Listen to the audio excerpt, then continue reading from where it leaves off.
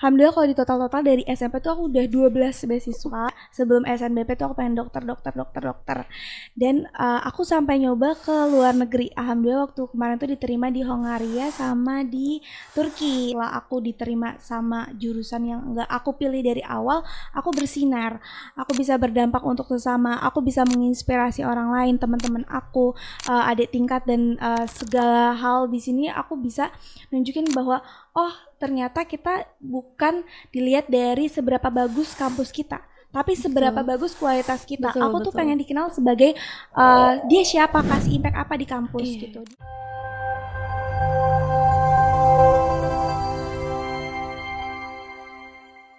Halo DMCers, back again with me Ila. Excited to be here, ready to learn and grow together. Kali ini kita akan membahas mengenai perjalanan seorang mapres aka mahasiswa berprestasi. Nah, dan tentunya kita udah kedatangan narasumber yang pastinya pintar, sangat menginspirasi dan luar biasa pokoknya. Nah, buat DMCer yang penasaran nih siapa narasumber kita hari ini, yuk langsung aja kita kenalan bareng narasumber kita. Halo Kak. Halo Kak Ila, terima Apa kasih. kabar? Alhamdulillah baik. Semangat banget nih aku dengar-dengar dari DMC tuh, wah excited banget. Oke nih, mungkin sebelum kita mulai nih ya Kak, boleh dong perkenalan singkat dulu nih ke DMCers di luar banget. sana. Aku ada Jiko loh Kak. Oh boleh banget. Gak? Oke. Boleh Citra banget. yang sangat sederhana. Hai semuanya, nama aku Raihana Syarifah dari Ilmu Komunikasi angkatan tahun 2024. Halo Kak Hana. Halo. Kak Hana nih, kalau boleh tahu aku mau tanya dong nih kesibukan Boleh. Kakak akhir-akhir ini apa sih, baik di luar kampus maupun di luar kampus? Oke, jadi kesibukannya sekarang lumayan padat nih Kak Ila. Untuk dari akademik, non-akademik. Kalau dari organisasi aku lagi megang SC di 3 organisasi. Terus aku juga lagi running sekitar 6-7 lomba. Terus juga aku lagi ada volunteering juga, megang kayak komunitas social project gitu dari beasiswa. Dan sekarang juga aku diamanahi sebagai ketua alumni, jadi menghimpun untuk teman-teman dari beasiswa seluruh Indonesia kayak gitu. Lumayan padat jadi. Padat banget nih, Yes. kayaknya 24 jam juga nggak Betul, cukup nih jujur, ya buat kurang. kegiatannya. It's okay, tapi kalau selagi kita enjoy, why not? Iya gitu betul kan. banget ya. Tapi Kak, dari semua aktivitas itu nih ya, aku mau tanya dong, menurut Kakak nih, kan pembahasan kita hari ini tentang mahasiswa pintar nih, atau mahasiswa berprestasi Mahasiswa gitu berprestasi, ya. amin. Menurut Kakak nih, definisi mahasiswa pintar itu sendiri itu seperti apa sih? Oke, jadi sebenarnya pintar itu relatif ya menurut aku Kak Ila, karena ada orang yang pintar misalkan dia di analisis, ada pintar yang di seni, ada yang pintar misalkan di digital. Jadi kita nggak bisa menyamaratakan pintar itu sendiri. Betul. Karena menurut aku yang membedakan itu di ketekunan, kerajinan. Jadi seberapa dia bisa manage waktunya, terus juga seberapa matang atau emosional stabil dia. Karena kalau misalkan dia pintar tapi dia nggak bisa bersosialisasi, dia pintar tapi dia nggak mau berdampak atau khairum minanas gitu, memberikan manfaat untuk yang lain, itu buat apa gitu. Jadi menurut aku definisi pintar itu ketika dia bisa balance antara kehidupan sosial dia, dunia dia, akhirat dia juga harus selaras gitu. Jadi ketika itu udah seimbang, itu akan jadi jauh lebih baik gitu Kak Ila.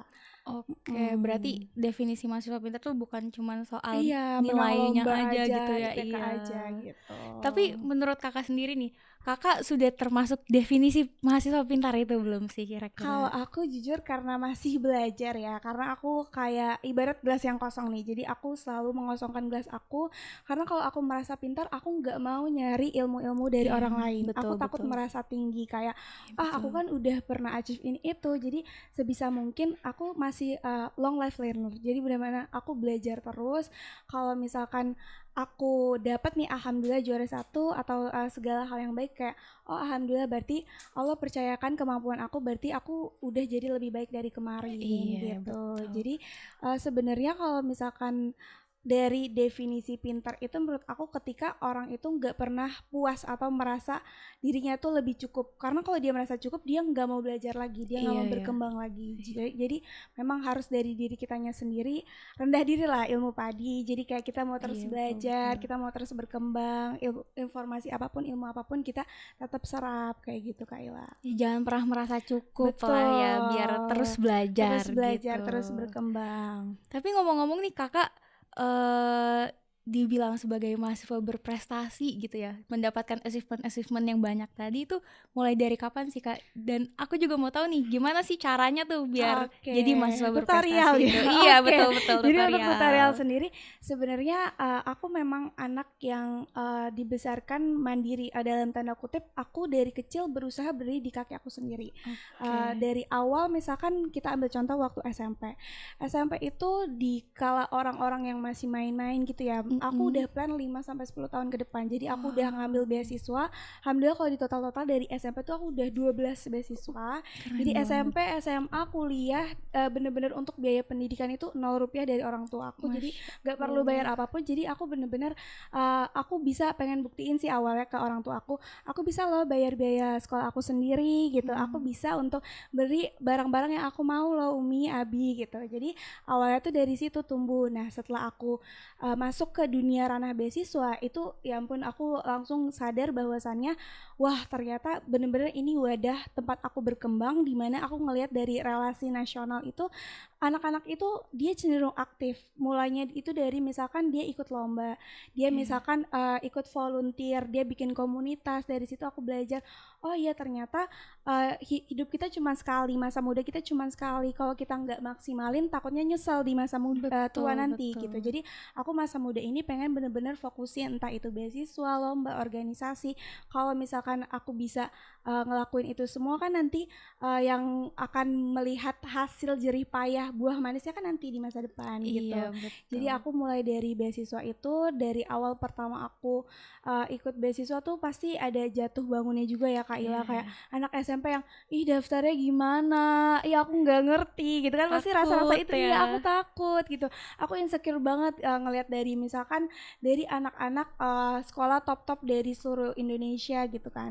Tapi semakin aku berproses, aku jatuh bangun itu yang mahal harganya menurut aku. Kayak oh dari situ gagal nggak apa-apa loh, itu bukan suatu hal yang memalukan gitu. Di situ aku bisa belajar, di situ aku bisa berproses. Jadi menurut aku yang mahal itu ketika aku bisa dapetin suatu insight ataupun memulai lebih dulu daripada yang lain gitu. Jadi nanti aku bisa sharing ke teman-teman, aku bisa ngajarin. Aku orang pertama di keluarga aku yang bisa dapat beasiswa full dari SMP sampai kuliah. Jadi aku bisa nge-inspire keponakan-keponakan aku, nantinya misalkan adik-adik aku, terus juga teman-teman aku gitu, lingkungan rumah, keluarga gitu. Jadi memang itu tumbuh dari aku kecil sih Kak Ila gitu, sampai sekarang alhamdulillah. Keren banget ya. Berarti Istiqomah, amin. prosesnya tuh bukan cuma di waktu pas masuk kuliah aja, tapi dari Betul, sebelum dari itu ya. sebelum-sebelumnya. Dan bisa menginspirasi orang-orang sekitar Betul, juga. kan justru itu impact-nya itu apa untuk Iya. sekitar gitu. Tapi dari semua achievement tadi, prestasi tadi, beasiswa kakak yang banyak tadi itu kan ada gak sih prestasi yang paling berkesan gitu buat kakak? Dan gimana sih strateginya? Untuk prestasi mungkin yang paling bikin gebrakan baru di Untirta itu waktu aku menang lomba internasional di Malaysia. Oh iya, aku Iya, tahu 3 orang. kemarin itu karena memang dari wakil rektor pun jujur kaget ya, karena katanya sebelum-sebelumnya belum ada nih mahasiswa 5-5-nya dari gebrakan fakultas yang berbeda. Benar-benar ini dari mahasiswa untuk mahasiswa, jadi kita benar-benar ngebentuk dari awal. Terus wakil rektor juga bilang, oh ya ini kalian orang pertama yang ngajuin loh, kalian bisa nginspirasi yang lain gitu. Itu jujur jatuh bangunnya ada banget sih Kak Ila. Jadi awalnya itu karena sebenarnya lomba itu melihat dari keadaan desa. Kita kan dari kota Banten, provinsi Banten, kota Serang. Terus kayak aku ngelihat desa-desa ini masih banyak loh yang belum diketahui dari investor lain gitu. Terus aku coba nih bikin gagasan kayak gimana Kak kalau misalkan kita menampung seluruh desa-desa itu di dalam satu platform. Nah dari situ aku ajak nih sebenarnya kemauan lomba itu dari diri aku sendiri, kayak misalkan aku ngelihat nih potensi. Nah, aku karena itu Law and Economic, aku ngajak cutting dari Fakultas Hukum satu, Kak Dimas, dari Fakultas Ekonomi Bisnis ada Kak Gibran, ada Kak Bagas, sama dari Fakultas Ilmu Sosial Ilmu Politik di bagian Ilmu Komunikasi itu ada Kak Deni. Aku ajak tuh, aku jelasin kayak ayo kita bikin gebrakan gitu ya, siapa tahu ini bisa menginspirasi mahasiswa lain, karena menurut aku sebuah tim itu ada komponennya, ada komposisinya, semuanya akan bekerja kalau punya plot-plot tempat-tempatnya masing-masing. Jadi untuk digital aplikasinya sendiri aku percayain ke Kak Deni, kalau masalah hukum pasal-pasal aku percaya ke Kak Dimas, kalau masalah anggaran uang itu aku percayakan ke Kak Gibran dan Kak Bagas gitu. Jadi kita mulai tuh di situ struggle-nya luar biasa karena kita harus balance antara proposal pendanaan, terus kita bikin prototype, kita bikin poster, kita bikin PowerPoint, kita bikin X banner dan semacamnya. Dan awalnya sebelum-sebelumnya tuh wakil dekan responnya juga kaget ya, karena oh kok bisa ini dari Fakultas Hukum, Fakultas Ekonomi Bisnis, FISIP gitu ya. Awalnya waktu kita ke wakil rektor itu cuma didanai 3 Kak. Bayangin dari 5 orang cuma 3 orang aja, sampai tuh satu orang tuh hampir keluar dari grup kayak aduh udah ya aku kayaknya nggak bisa lanjut gitu. Di situ struggle-nya luar biasa, kayak kita bener-bener harus mikir, kita yang presentasi, kita yang buat ide, kita yang mikir pendanaan juga kan. Terus setelah itu aku kayak langsung mikir gimana kalau misalkan kita cerita nih keluh kesahnya. Alhamdulillah di situ kerasa banget kalau di fakultas aku sampai dosen-dosen itu patungan Kak. Yang bikin sedihnya tuh kayak ayo kita dukung, kita support berapapun itu. Maaf ya nggak bisa ngasih banyak, tapi jujur bukan dilihat dari materinya Kak, dilihat dari ketulusan dan support dari keluarga, orang tua, teman, itu yang bikin kita aduh jujur terharu banget gitu. Terus kayak dari situ aku mulai kayak ayo bismillah kita bisa menang, dan alhamdulillah bener aja kan kita udah mengerahkan yang terbaik. Dan alhamdulillah setelah pulang dari Malaysia aku langsung dinobatkan jadi mahasiswa berprestasi, dan karena aku satu-satunya perempuan, satu-satunya angkatan 24, jadi aku tuh bisa dibilang mahasiswa berprestasi termuda, karena yang lain tuh yang dapat penobatan itu semuanya angkatan 23.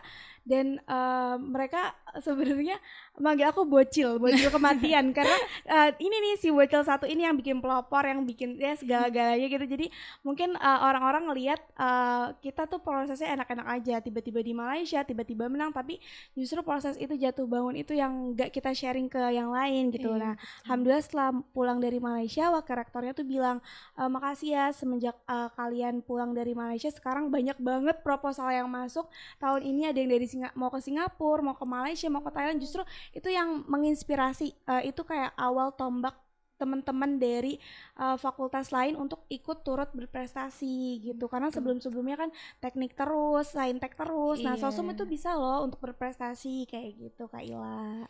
Berarti yang mau mulai tuh sebelumnya tuh dari Iya, Kak Hana dari duluan tim ya? kita gitu. Terus sekarang wakil rektor tuh kaget kok langsung kayak pada FOMO gitu, viral langsung pada semuanya ikut. Tapi alhamdulillah aku senang banget sih kalau teman-teman jadi terinspirasi dan mau untuk coba gitu.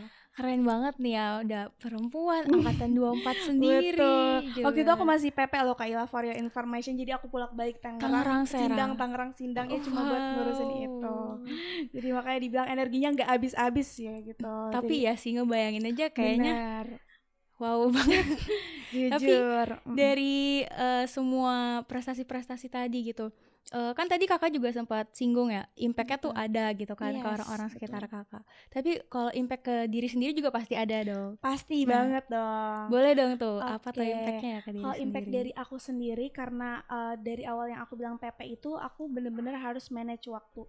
Kayak gimana jam berapa aku harus pulang, jam berapa aku harus berangkat, jam berapa aku harus belajar, jam berapa aku harus ngerjain tugas-tugas akademik, jam berapa aku latihan presentasi, jam berapa aku harus bikin prototype dan Figma, banner, pokoknya segala perlengkapan untuk lomba gitu. Jadi bener-bener emosi aku harus stabil gitu, yang aku bilang di awal. Kalau misalkan aku rasanya kayak ngeluh terus, itu bakal berdampak ke diri aku. Jadi gimana aku tetap tenang, aku tetap slow gitu ngerjain semuanya biar semuanya kedapatan. Kalau misalkan aku overwhelm, aku kayak aduh stres sendiri, aku kayak bad mood. Kan ada ya kalau cewek yang bad mood, kan kayak tiba-tiba stuck di jalan. jadi di situ aku belajar bener-bener mengelola emosi gimana biar aku bisa dapat semuanya. Berarti kan kuncinya aku harus tenang, aku harus kayak di situ aku bisa fokus ke pekerjaan aku satu persatu gitu. Jadi di impact diri aku ngerasa aku jadi orang yang mengerjakan segala sesuatu dengan perlahan-lahan tapi pasti gitu, tapi dapat semua gitu. Time management, terus emosional yang stabil, terus aku juga ngerasa aku lumayan istiqomah gitu ya, dalam kutipan aku tahu apa yang mau aku kerjakan gitu kan. Oke. Jadi aku buat to do list dulu nih biasanya Kak Ila, kayak pagi hari aku mau ngerjain ini, mau ngerjain ini, mau ngerjain ini kayak gitu. Jadi lebih terstruktur sih, apalagi dengan jadwal yang padat sekarang. Jadi memang harus dari diri kita sendiri untuk berani mulai keluar dari zona nyaman gitu. Seru banget ya ceritanya ya, keren loh. Amin, Kak Ila juga keren. Amin. Tapi Amin. berarti ternyata menjadi mahasiswa pintar tuh nggak melulu soal nilai gitu ya, Diamsiars. Betul. Tapi nih Kak, di satu sisi pasti kan udah sampai di titik ini nih, mahasiswa pintar gitu. Kadang ada dong ekspektasi yang bikin kita tuh berekspektasi kayak pasti semuanya akan jadi lebih mudah gitu kalau udah jadi pintar gitu. Nah, aku mau tahu pandangan Kakak mengenai statement itu tuh seperti apa sih? Oke, jadi sebenarnya itu tergantung mindset kita. Apakah pintar itu bisa bikin opportunity lebih terbuka lebar? Jujur pasti ada rasa-rasa itu. Karena sekarang tuh yang dilihat misalkan kita lulus dari sebuah universitas, bukan cuman dari nama universitas itu, tapi kayak skill apa nih yang kamu tawarkan ke HR atau perusahaan. Kayak misalkan perbandingan dari kampus top 10 ataupun kampus kita misalkan. Tapi kalau skill kita lebih bagus, pasti HR-nya juga ngelirik nih dari skill kita. Makanya kenapa aku bilang selain dari prestasi itu kita juga harus ngasah skill, karena itu yang dicari di dunia kerja sekarang gitu. Apa yang kamu tawarkan. Jadi menurut aku pintar itu ketika kita bisa memanfaatkan potensi dan peluang kita. Kan ada tuh orang yang pintar dari lahir tapi males Kak. Jadi potensi-potensi yang di depan mata mereka nggak mau didobrak, dicoba semuanya gitu. Jadi ya udah stuck di situ aja, dia pintar untuk akademik atau diri dia sendiri. Jadi kalau misalkan kita pintar, terus kita memanfaatkan semua potensi yang ada, itu hasilnya akan jauh lebih maksimal Kak Ila, dan kita bisa ngebagiin ke yang lain. Misalkan kita ngajarin ke teman-teman, ke adik-adik, ke audiens ataupun semuanya kan kita bisa ngasih tahu nih cara-caranya kayak gitu Kak Ila. Berarti pinter tuh semuanya bakal jadi lebih mudah, itu balik lagi ke diri kita sendiri ya. Balik lagi ke diri kita Gimana sendiri. tergantung kita memanfaatkan kepintaran potensi, itu. betul. Iya, betul. Tapi Setuju nih banget menurut Kakak mahasiswa pintar aja nih udah cukup belum sih buat bekal kita di masa depan gitu? Oke, jadi untuk pintar aja sebenarnya menurut aku kurang Kak, karena kita kan harus punya emosional, terus kita juga harus punya dari sisi impact sosialnya. Kayak dalam artian aku sebenarnya nggak mau sih, aku nggak setuju kalau orang pintar yang ada yang dia pelit untuk membagikan ilmu. Dia keep untuk diri dia sendiri. Betul. Terus buat apa kalau kamu keep diri untuk diri kamu sendiri, setelah kamu misalkan lulus atau regenerasi, siapa yang melanjutkan perjalanan kamu gitu. Jadi makanya aku ngerasa kalau misalkan pintar itu berbagilah apa yang udah kamu punya. Toh kepintaran ini semuanya juga hasil dari ketika kamu berproses gitu. Jadi kalau misalkan kamu bagikan ke yang lain, kan itu akan bermanfaat juga untuk yang lain. Khairul minas kan. Jadi kayak menurut aku pintar itu ketika kalau misalkan kita belajar untuk ibadah, berprestasi itu berdakwah. Jadi berdakwah untuk di jalan kebaikan, untuk teman-teman juga yang masih bingung gimana caranya, harus dituntun gitu ya. Makanya aku selalu buka open mentoring, ataupun aku ada menti nih Kak kebetulan dari seluruh Indonesia untuk teman-teman yang mau daftar beasiswa gitu. Aku selalu suka banget sharing untuk hal-hal apapun. Kalau misalkan aku bisa, pasti mereka bisa. Aku akan warisi semua ilmu aku ke teman-teman, ke adik-adik aku, ke menti-menti aku kayak gitu. Keren banget. Itu mentoring beasiswa berarti? Iya, mentoring beasiswa, terus nanti juga insya Allah launching mentoring lomba, doain aja Kayla semoga aku ada energi lebih untuk mengurusi semuanya, karena aku pengen bener-bener berdampak sih Kayla di. Keren. pasti bisa sih. Amin ya Allah. Tapi berarti realitanya tuh pinter aja nggak cukup gitu ya. Betul. Tapi Seberapa berdampak sih kamu untuk iya, sekitar betul, gitu. betul. Mm-mm. Tapi ngomong-ngomong nih, kakak pernah gak sih kayak ngerasa ragu gitu sama diri sendiri atau kayak salah pilih jurusan? Soalnya kan aku dengar-dengar nih kakak katanya sempet linjur Betul, ya. iya benar. Aku bikin konten yang linjur itu. Oke, Mm-mm. jadi sebenarnya linjur itu prosesnya panjang sih Kaila. Ketika aku masih belajar untuk menemukan jati diri aku sendiri. Jadi awalnya tuh SMA aku IPA, aku bener-bener pengen dokter, bener-bener harga mati all in one, kayak sebelum SNBP tuh aku pengen dokter. Dan aku sampai nyoba ke luar negeri. Alhamdulillah waktu kemarin tuh diterima di Hongaria sama di Turki, tapi ada gap lah antara entah itu bahasa, biaya, jadi aku nggak ambil kan. Jadi aku setelah nyoba, aku berpikir lagi sebenarnya aku tuh mau apa gitu kan. Terus karena aku dari kecil suka ngomong, suka presentasi, suka berbicara sama orang banyak, aku coba deh aku turutin sisi another side aku misalkan suka ngomong, jadi aku pilih ilmu komunikasi gitu.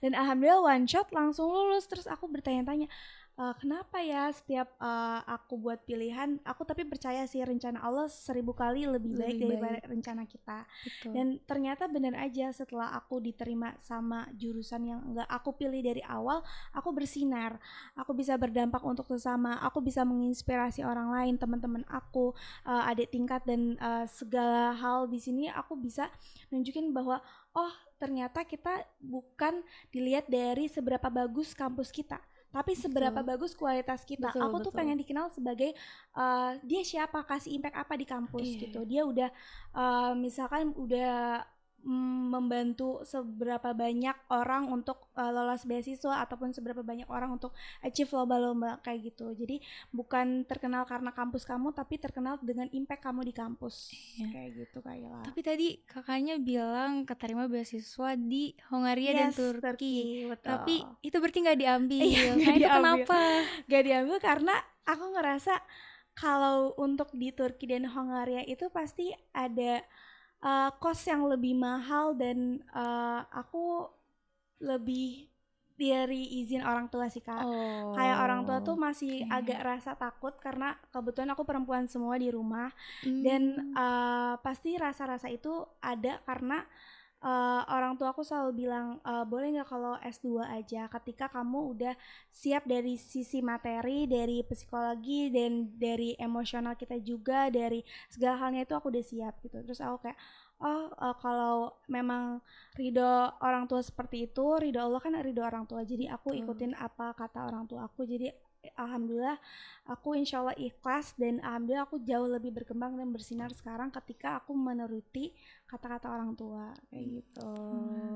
Tapi dari pengalaman kakak yang tadi keterima beasiswa dan gak kakak ambil, itu tuh merubah ini gak sih kayak arah dan tujuan karir kakak gitu? Iya, jujur kayak di situ aku bener-bener struggle banget. Kayak awalnya pasti kayak ada sih rasa-rasa kayak bayangin perempuan udah dapat kesempatan sebesar itu, beasiswa loh, maksudnya kayak tinggal diambil dari depan mata nih. Aku jujur pasti gregetnya ada banget gitu. Kayak aku selalu bertanya-tanya kayak, ya Allah, tunjukkanlah jalan terbaik, kalau memang ini salah satu ridhomu, aku juga ridho ya Allah gitu. Terus dari situ aku pikir kayak, oh kalau misalkan aku jadi dokter, mungkin aku terlalu sibuk sama akademik aku nggak bisa bersinar di non akademik. Jadi pasti akan ada selalu hikmahnya sih Kak Ila. Aku ngeliat kayak, oh kalau misalkan aku ngambil yang di Turki, mungkin aku nggak bisa lulus cepat 3,5 tahun gitu. Karena kan dia harus belajar bahasa dulu selama setahun, dia harus kayak berproses beradaptasi juga di sana. Dan aku pikir it's okay, nanti siapa tahu ada hadiah yang jauh lebih besar yang Allah siapkan untuk masa depan aku. Jadi di situ aku coba untuk ikhlas, oh nggak apa-apa kalau ilmu komunikasi masih bisa banyak peluang ke luar negeri juga kok nanti gitu. Siapa tahu nanti aku ada exchange ataupun nanti S2 di luar sana, aku masih bisa mengusahakan dan mengupayakan dengan yang udah aku jalanin sekarang kayak gitu Kak Ila. Berarti kalau misalkan kita gagal tuh It's okay banget, iya, gak apa-apa, ya, nggak karena itu apa-apa. bagian dari proses. Dan Pasti. justru kalau kita berhasil mulu, kapan kita belajar ya Kak Ila? Betul. Nanti kita tinggi hati, nanti kita gak mau belajar Iya. lagi gitu. Di setiap kegagalannya pasti bakal Yes, banyak jalan lain ya, betul kayak Kak banget, Hana gini. setuju. Nah ngomongin itu nih, kita sekarang ganti obrolan ke skill Boleh. nih ya. Skill Nah, apa tuh Kak Ila? Skill dari luar jurusan kakak nih. Luar jurusan. Iya. Berarti selain dari ilmu komunikasi Nah, gitu. selain Oke. public speaking dan lain-lainnya Yes, gitu. betul. Nah, menurut kakak itu perlu atau enggak sih? Dan contohnya tuh apa? Oke, menurut aku itu sangat amat perlu karena misalkan aku ngambil skill menulis ataupun dari skill paling dasar menulis itu bisa melahirkan banyak outputnya. Kayak misalkan dari kita skill menulis, kita bisa jadi penulis buku, bisa jadi script writer, terus kita bisa bikin ide gagasan yang aku bilang buat lomba-lomba tadi.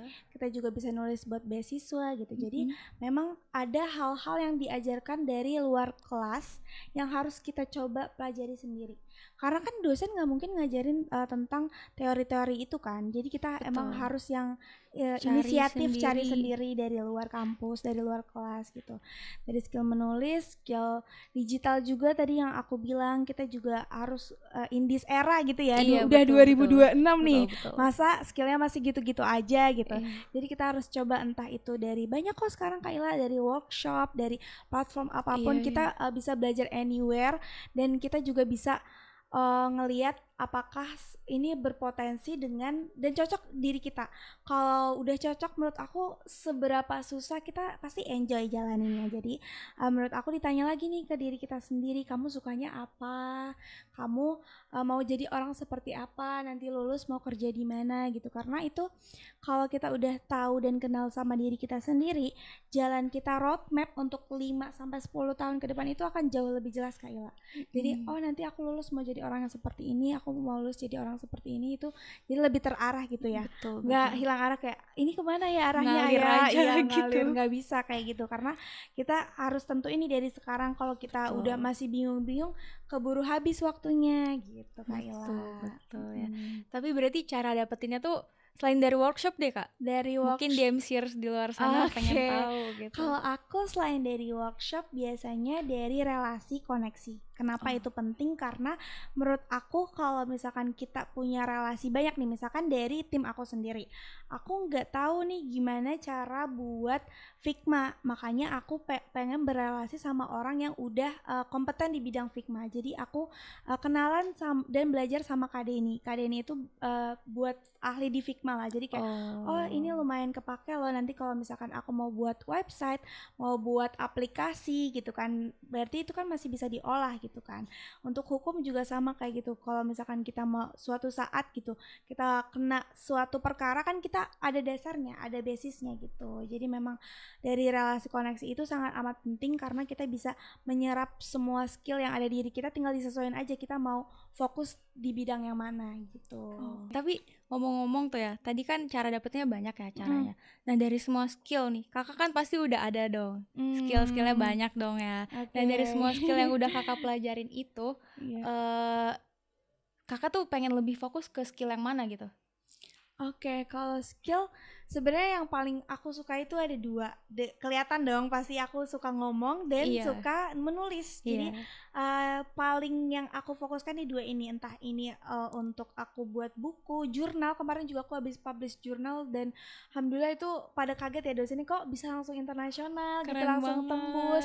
Kamu baru 19 tahun loh kemarin tuh, kayak kok bisa. Kemarin kata dosen-dosennya juga skill menulis kamu tuh bagus, nanti tinggal diasah lagi, siapa tahu nanti kamu bisa sampai Sinta gitu kan. Jadi aku kayak setelah dikasih feedback kayak gitu kan, aku semakin semangat untuk mengembangkan skill-skill menulis aku. Jadi aku pengen fokus ke skill menulis sama dari skill komunikasi. Aku nanti masih terus belajar sih untuk 2 skill itu Kak Ila. Keren banget ya, udah langsung tembus gitu ya. Amin, masih belajar. Nah di MCers tadi kan kita udah sharing nih ya sama Kak seru Raihana. banget, gak kerasa ya. Seru banget dan lama banget kita. Keren banget ya Kak Raihana ini sharing-sharingnya. Tadi kita udah ngobrol daging banget lah ya nih. Betul, Sekarang betul, kita betul. move to Funcast nih Kak. Funcast Seru atau banget. Funny Podcast with Mini Games. Sumpah Kak, aku dari awal masuk udah salfok sama ini apa nih, ungu-ungu seru banget. Penasaran kan nih Iya. gamesnya kayak Apa gimana? tuh, Kak? Mungkin aku Let's jelasin go. dulu nih ya. Gimana? Jadi gamesnya ini kita bakal udah nyediain kan nih gulungan-gulungan kertas. Nah, di setiap gulungan itu bakal ada satu kata yang mana nantinya katanya tuh bisa ada mau dikasih tahu apa rahasia dulu nih? Kasih tahu nggak ya? Langsung aja nih ya. Jadi nanti di dalam itu bakal ada kata-kata gitu dan nanti Kak Rehana Oh bukan ya? Dan kata-kata Kagema paham? Bukan dong. Okay. Jadi nanti Kak Rehana harus kasih tahu definisi kata itu tuh apa. Dan nanti kita versusin. Jadi diadu tuh. Satu round kan bakal ngambil dua kertas. Jadi nanti kata yang pertama dan kata yang kedua setelah kakak kasih tahu definisinya itu kita versusin mana sih yang lebih diperlukan dan apa sih alasannya gitu. Tapi Kak Ila berapa ronde nih kita ikut? Mau 2 atau 3 nih? 3 ya. 3 tadi kakak udah bilang 3. Oke, 3 ya. Janji dulu 3. Janji, oke. Kita mulai nih ya. Boleh deh. Aku merem atau gimana? Boleh merem, boleh. Kita mulai round pertama nih ya. Stop ya Kak Ila. Oke. Iya, aku sahur. 1, 2, 3 stop. Oke, aku udah dapat. Aku merem loh Kak Ila. Iya, boleh dibuka. Boleh. Buka kamera. Apa nih tulisannya? Produktif, produktif. Nah, gimana nih Kak Rehana? Definisi produktif menurut Definisi Kakak? produktif itu sebenarnya ketika kita bisa menyelesaikan target kita sih Kak. Karena produktif itu ketika misalkan hari dan jam itu nggak ada yang terbuang sia-sia. Misalkan yang tadi aku bilang aku bangun tidur mau di list kerjain apa hari ini, ketika semua list itu bisa aku checklist atau centang gitu atau dicoret itu berarti aku udah produktif gitu. Jadi nggak ada waktu yang terbuang sia-sia gitu. Semua waktu terisi dengan kegiatan yang positif gitu ya. Oke nih, kata pertama udah keambil ya guys, produktif dan udah dijelasin juga definisinya. Sekarang kita lanjut nih ke lembar yang kedua. Oke, Kak Ila mau ambil juga? Oke, boleh yang ambilnya. Kak Ila yang ambilin. Aku mau yang ini. Oke, kayaknya sama semua ungu ya. Iya.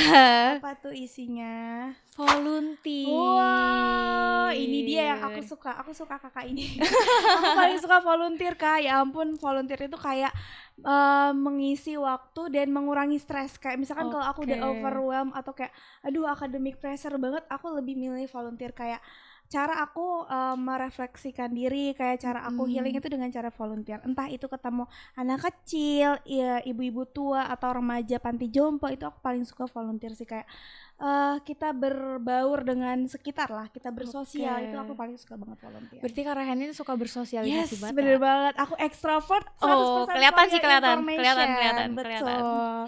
Jadi aku suka banget kenalan sama orang baru, ngobrol sama orang baru, aku suka banget. Aku sangat suka. Dan tadi kan udah diambil nih dua kata itu. Berarti tadi produktif dan volunteer. Nah, sekarang menurut Kak Rehana, mana sih yang lebih diperlukan di antara dua tadi? Jujur dua-duanya perlu. Waduh. Karena untuk tapi yang paling penting itu produktif sih, karena kan ada goals atau target-target yang mau aku capai. Nah, dengan mencapai itu aku harus membuat skala-skala prioritasnya tadi. Apakah ini penting, lumayan penting atau tidak penting. Jadi produktif itu ada 3 skala dan volunteer itu salah satu dari bentuk produktif aku. Iya, bener juga. Kalau bisa dimasukin kenapa enggak? Iya, bener juga. Iya dong. Berarti kalau kita produktif salah satunya dengan volunteer. Bisa di Sabtu, Minggu kan why not gitu. Oke, jadi mungkin udah nih round pertama ya. Satu lagi kan please. Iya kan kita ada 3 round kan. Boleh nih ambil lagi. Boleh dong Kak Rehana lagi. Oke, kita sweet. Sweet. Iya, apa dulu ya? Aku bilang stop nih. Stop. Oke. Bentar ya. Kita lihat apa nih guys? Apa nih? CV. Wow. CV Nah. aku pernah bikin konten CV loh Kak. Oh terus iya. tembus 50 ke Keren banget. CV-nya 9 lembar. Terus kayak orang-orang nanya, wow itu CV apaan 9 lembar gitu. Jadi CV ini menurut aku penting karena ketika sebenarnya aku masukin kenapa 9 lembar, aku benar-benar masukin semua kegiatan produktif aku tuangin di CV ini. Jadi nanti kalau misalkan aku ngelamar magang ataupun kerja, nanti aku bisa sesuai nih sama apa yang aku lamar. Misalkan di CV-nya aku lampirin tentang mau magang di tempat HR gitu. Nanti tinggal aku lampirin apa-apa yang sesuai dengan HR kayak gitu sih. Jadi 9 lembar itu nanti disesuaikan dengan apa yang aku mau lamar. Misalkan mau lamar kepanitiaan, nanti aku tinggal masukin nih divisi acara aku ngapain aja gitu. Jadi menurut aku CV ini adalah tolak ukur kita ngapain aja, riwayat hidup lah istilahnya. Kayak kalau misalkan bisa dipenuhin, bisa dituangin semua kegiatan kita kan itu lebih bagus. Value kita kelihatan dari CV ini. Jadi seberapa beraktivitas dan produktivitas kamu ini sebenarnya nyambung guys, produktif dengan CV. Yes, outputnya kan di CV. Oh iya gitu. Betul. Jadi kamu nulis apa, kegiatan apa, tulis dimasukin semua di CV. Yes.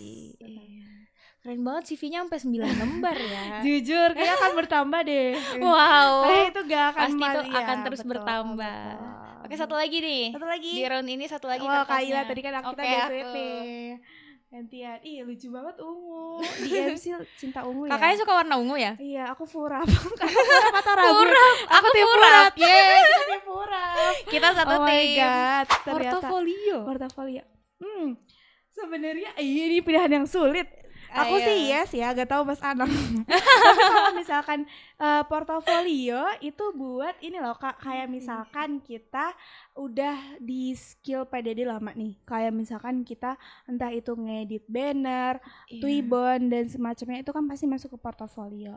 Jadi kalau misalkan portofolio atau misalkan dia aktif di video, misalkan udah lama buat video-video pendek, untuk reels gitu, konten-konten itu bisa masukin di portofolio.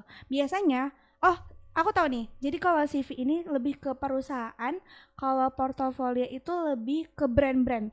Jadi misalkan ada kita mau ngelamar suatu brand ambassador gitu, pasti ngeliatnya dari portofolio Kak. Jadi itu dua hal yang harus kita maksimalkan, kita imbangi gitu. Kalau kamu punya CV yang isinya akademik atau kegiatan kamu juga harus punya portofolio yang isinya apa aja yang udah pernah kamu buat. Iya di situ. Jadi kalau disuruh memilih, aku lebih milih CV sih. Yang lebih diperlukan berarti CV. Karena kalau mau masuk dunia kerja kan dilihatnya CV. Portofolio itu opsional biasanya. Iya sih. Ya kan kalau kita daftar kepanitiaan juga kan lampirkan portofolio kalau ada sesuai divisi. Gitu. Nah, round terakhir nih. Ya terakhir banget nih. Iya. Kita round terakhir, boleh dong diambil lagi. Oke, siapa nih? Aku mau? Boleh aku lagi ya. Nanti yang terakhir Oke, boleh. Seru banget. IPK jujur. IPK, ini adalah harta tahta tertinggi. Harta tahta IPK. Karena IPK. Kayak apa output yang kamu lihat kalau cuman kamu aktif di non akademik tapi IPK-nya terbengkalai buat apa gitu. Menurut aku IPK ini suatu hal yang harus dijaga banget dari semester awal. Kayak kita bayar UKT, kita belajar di kelas, kita presentasi, kita UTS, UAS, outputnya apa IPK. Jadi sebisa mungkin kalau bisa dua kenapa enggak, kalau bisa aktif IPK dan produktif di luar kenapa enggak. Jadi IPK dan CV IPK dengan produktif itu lebih tinggi IPK sih. IPK kemana-mana.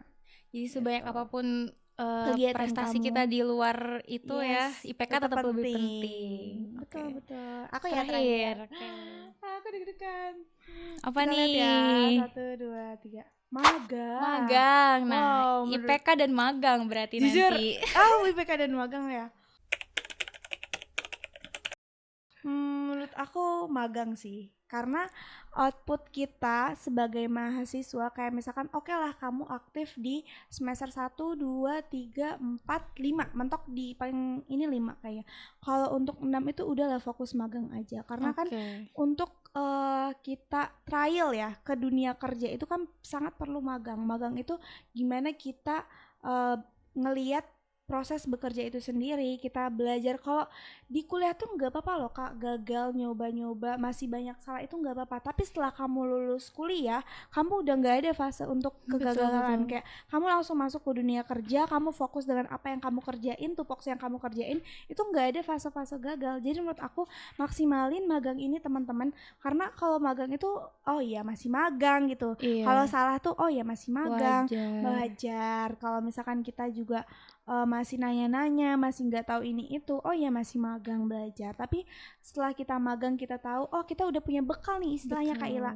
Apa yang kita mau bawa, apa yang mau kita raih nanti setelah lulus, kita kan udah pernah coba sebelumnya di magang. Jadi pemenangnya magang. Yeay. Nah itu Seru dia deh. tuh.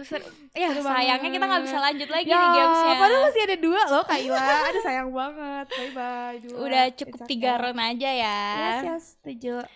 Nah oke, kita next nih. Dari tadi kita udah ngomong-ngomong yang Iya, insightful banget ya insightful ngobrolnya. banget. Mulai dari awal obrolan yang daging sampai Betul. games ini. Sampai lelucon tadi. Iya. Oh my god. Kita Udah sangat banyak lama banget pelajaran yang bisa Seru kita banget. ambil dari Kak Raihana ini. Setuju, sangat setuju. Nah mungkin sebelum ditutup nih sesi hari ini, Ya, boleh sedih. dong kakaknya nih kasih kesan dan pesan buat DMCers di luar sana nih. Oke, jadi teman-teman, adik-adikku, kakak-kakakku semuanya, aku harap kalian selalu memaksimalkan potensi yang kalian ada, peluang-peluang yang ada, karena hidup kita cuma sekali, masa muda cuma sekali. Jadi coba dobrak dan raih apapun kesempatan yang ada di depan sana, entah itu magang tadi, produktif, CV, volunteer, lomba, IPK, itu semua harus balance-nya dengan cara apa? Dengan cara kita memaksimalin antara tadi dunia dan akhiratnya, emosional stabil kita dengan psikologi kita juga gitu. Jadi kalau misalkan kalian belum berhasil di percobaan pertama, jangan pernah ragu untuk mengetuk pintu-pintu kesempatan selanjutnya, karena bukan tentang siapa yang paling cepat, tapi seberapa tepat dan kesiapan kita di depan sana.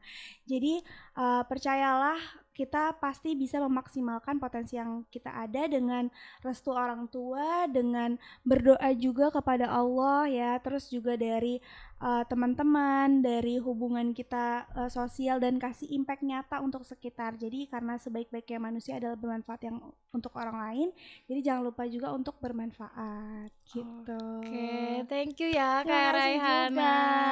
Seneng Keren deh. banget kan DMCers nih. Kita jadi termotivasi deh nih sama Betul. Kak Raihana ini. Terima kasih Makasih juga ya, Kak Ila, Kak. seru banget. Udah mau datang ke DMC.